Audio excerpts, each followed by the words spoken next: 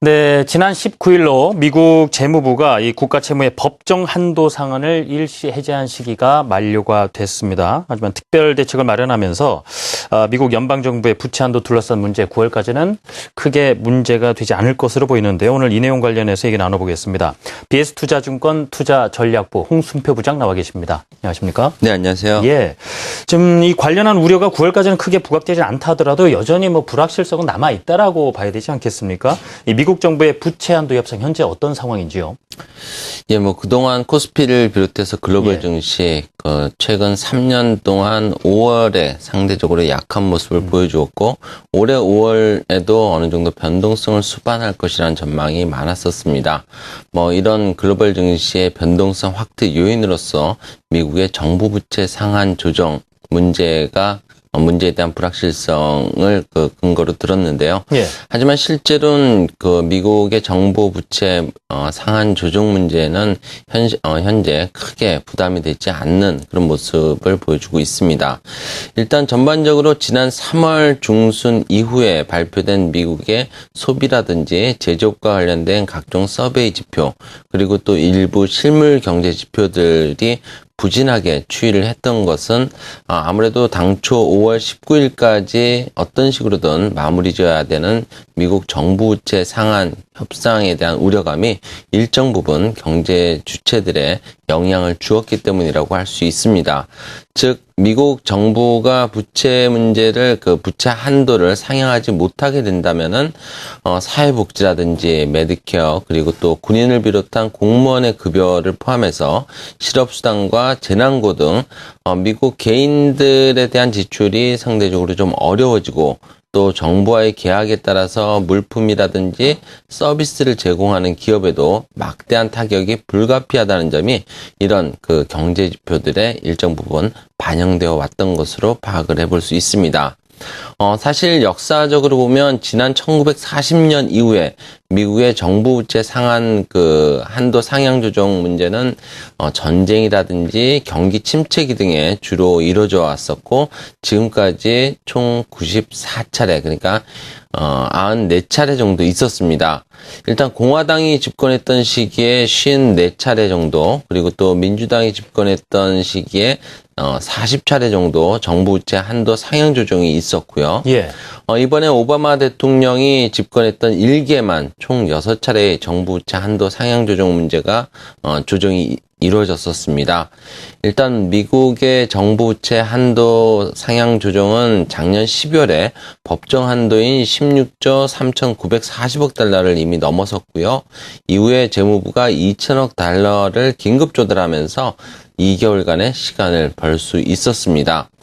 일단 4월 말까지 기준으로 보면 미국의 정부 부채는 16조 8,290억 달러로서 2개월 유예 직전에 법정 부채 한도 수준을 이미 넘어선 상태고요.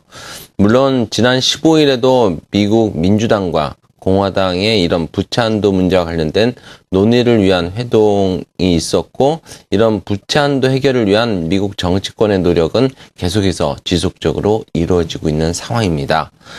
그렇지만 민주당과 오바마 대통령의 경우에는 사회보장 혜택을 유지하기 위해서 정부 부채 한도 상향에 대해서 계속해서 좀 푸시하는 촉구하는 그런 모습을 보여주고 있는 반면에 공화당 같은 경우는 사회보장 지출을 줄이는 이런 좀 재정 지출 삭감을 주장하고 있기 때문에 현재로서는 단시일 내에 정부 부채 한도 상향 조정 문제가 극적으로 타결되기는 다소 좀 어려운 부분들이 분명히 있고 시간을 요하는 문제라고 볼 수 있겠습니다.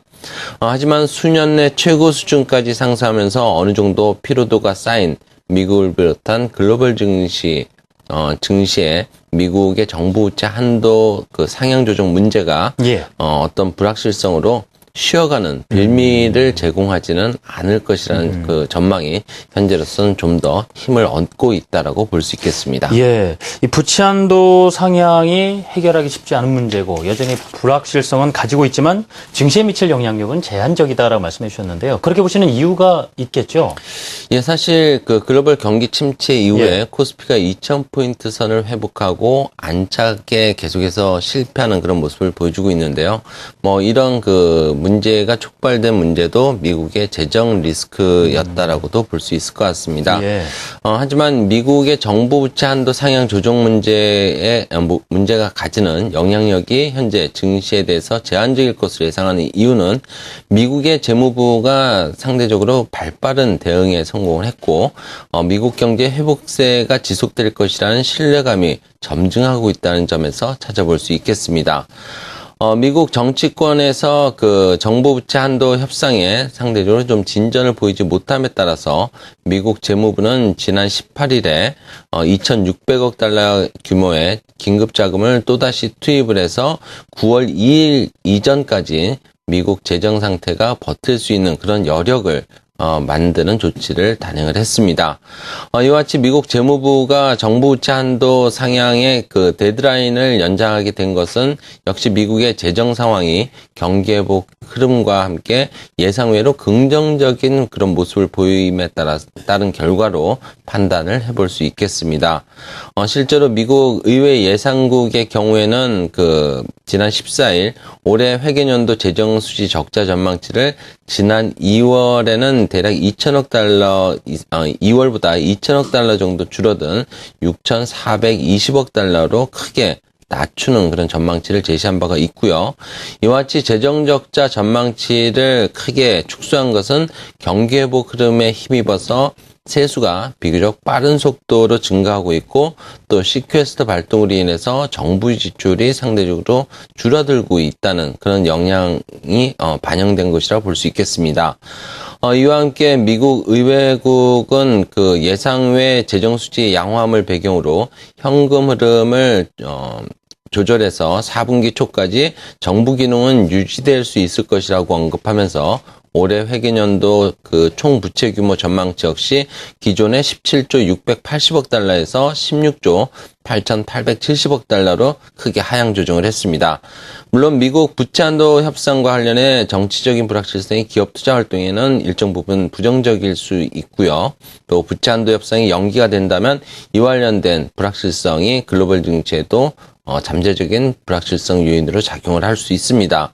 그렇지만 최근 5월 미시간 대학 소비자 신뢰지수가 전월치와 예상치를 모두 상회하면서 83.7포인트를 기록하는 등 민간 소비가 또 민간 소비 심리가 안정적인 추이를 가져가고 있다는 점을 고려한다면 재정 리스크 자체가 미국 경제에 미치는 영향은 제한적인 수준일 수 있고 또 이로 인해서 글로벌 증시 역시 어떤 불확실성에 그 노출되는 정도가 낮아질 수 있다는 점을 염두에 둘 필요가 있어 보입니다. 예. 자, 이렇게 해서 미국 정부의 부채 한도 상향 문제가 증시에 미칠 영향이 크지 않을 이유까지 그 배경까지 해서 들어봤습니다. BS투자증권 투자전략부 홍순표 부장의 말씀 들어봤습니다. 감사합니다. 네, 감사합니다.